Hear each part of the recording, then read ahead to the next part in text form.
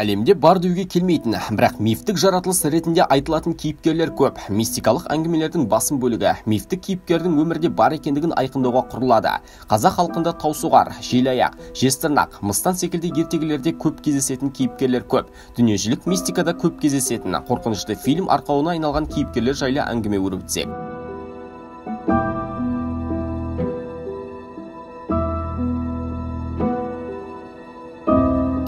Бабай славян фольклорында түнгі рух деп түсіндіріледі. Ата-аналар балаларына бұзақы әрекет жасағанда бабай алып кетеді деп тыйым салады.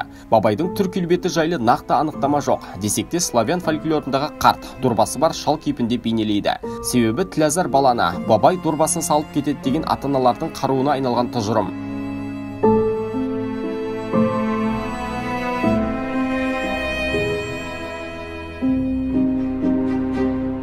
Владимир Дальдың сөздігінде татар ұлтында бабай, әже, қарт, әйел деп түсіндіріледі.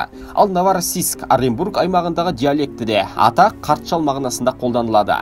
Владимир Даль қорыта келе бабай кейпін қарт ретінде түсіндірген. Ала дорбасын асынып үйді-үйді аралайтын кезбе, дуаналардың образы бабай кейпінде келеді. Қазақ ұлты құдайы қонақты құдасындай сыйлайтын ескерсек, бабай тек мифтік кейіпкер титулында қалады.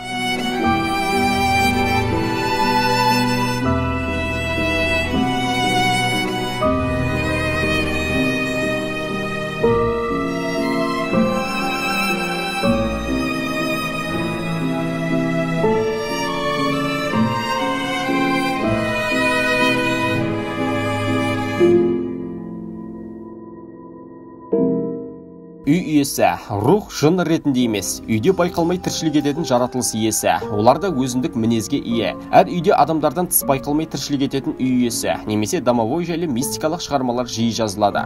Орыс аңыздарында 15 ғасырдан бастап домовоймен байланыс орнатқан кейіпкерлер әңгімеленеді. Содан бері әр үйдің жасырын тұрғынына құрметпен көрші ретінде қарау қалыптасқан. Қызықты деректерде домовойдың характері үйдің нағыз иесінің мінезімен типтес деп көрсетіпті. Яғни үй иесі жинақы болса, домовой да ұқыпты тіршілік етеді екен.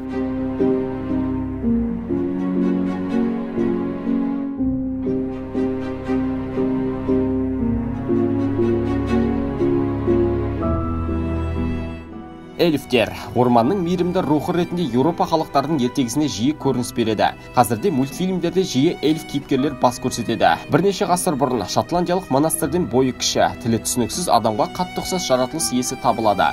Оны көрген адамдар құлақ пішінінің көтеріңкі екендігін адамдардан ерекшеленетінін жеткізген. Кейіннен беймәлім жаратылыс эльф деп аталып, адамдар арасына сіңісіп кеткен екен.